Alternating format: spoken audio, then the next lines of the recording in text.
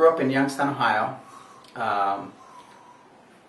Graduated from Boardman High School and went to OSU for undergrad, went to OSU for dental school, and then graduated from dental school in 1981.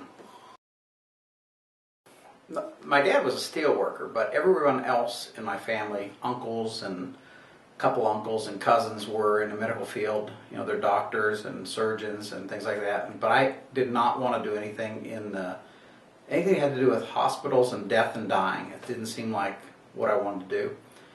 And so my dad was really handy, so I grew up like building houses with him and doing that kind of construction work. So I was always handy, and so I thought, you know, medically hands-on dentistry seemed like a good fit. Yes, truth be told, when I was young, watching Rudolph the Red-Nosed Reindeer, Hermie the elf inspired me. I did.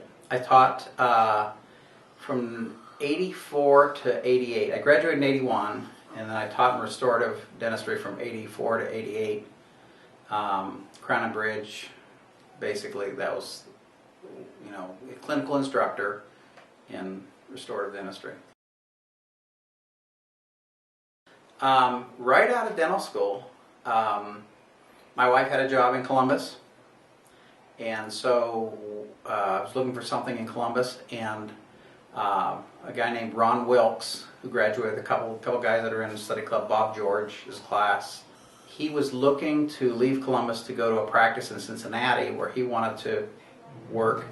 And so I bought his practice. I associated with him. It was a very short association. It was like from November to January. It was like a 2-month association, and we hardly ever even worked in the office at the same time. And then he was gone, and so I was in private practice when I was 24 years old, knowing very little about the practice of dentistry. Don't do that.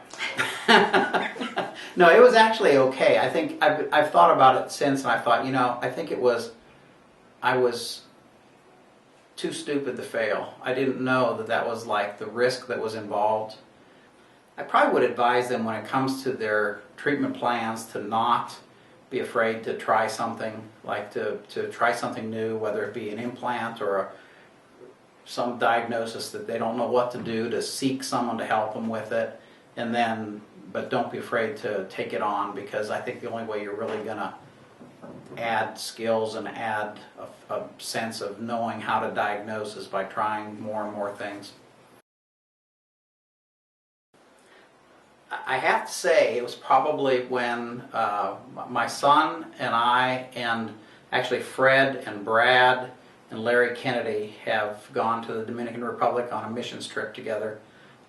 It was great. It was very rewarding. It was also a lot of fun. I mean, hanging out with those guys, you know, it was like a bunch of guys abusing each other for a week straight, and dentistry was involved, and it was a lot of fun.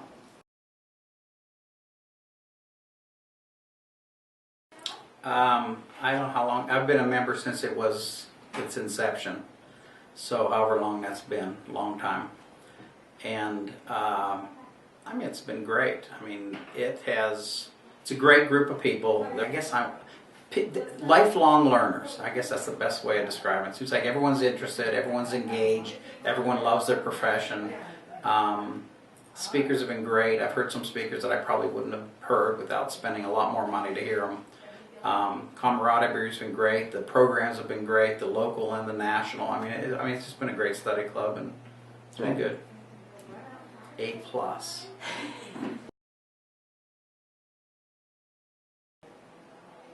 Retire. I don't think I'm going to retire. I would probably, I mean, I'm a project guy, so I would probably, you know, I mean, I'll always have stuff to do, but I don't think I'm going to be retiring too quickly. I could see myself trimming it back another day or even another couple days a week. My son's in dental school, so Isaac's in dental school, so his plan is to come in and work here, but he also has made it very clear that he doesn't want me to leave. You know, you might think he'd say, well, okay, as soon as I'm there, take off, but he, you know, he wants to kind of ease in and ease me out and learn whatever I can share with him from the business side or from whatever side. My wife's Nancy. We've been married since 1981, so we've been married 35 years. And we have 2 kids. Isaac's my oldest, who's a second-year dental student at OSU. And my daughter is a freshman at OSU also in dance. She's a dance major.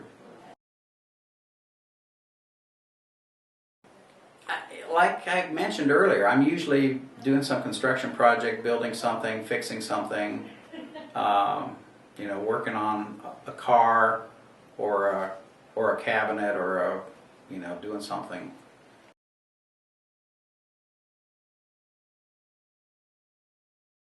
I love the sound of my saw when I start it up. The sound of the idle of my saw. It's a beautiful sound.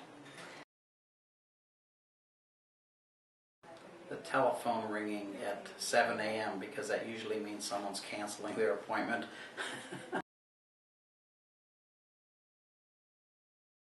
Fred Sakamoto.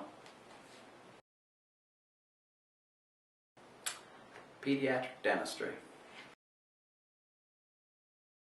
Probably Sanibel Island, Florida. I mean, somewhere we've gone to a lot. Probably a home contractor.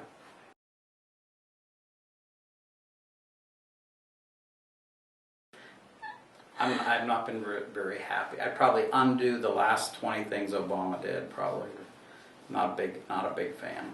But I want to skydive. I've been waiting till I was old enough to skydive. I'm not allowed to skydive till my kids are through college, so then I'll be old enough. I suppose LeBron James. The one that popped in my mind for some reason is Casablanca. I don't know, I just saw the history of the Eagles and I realized how much I like the Eagles. Steely Dan's another big favorite band of all time. Ted Cruz. I have to say Fred Sakamoto again. I had 1 egg over easy and a piece of toast. A book called Hands Off My Guns by Dana Loesch. Diet Coke. Medium. Upper right. I guess probably lower left. No.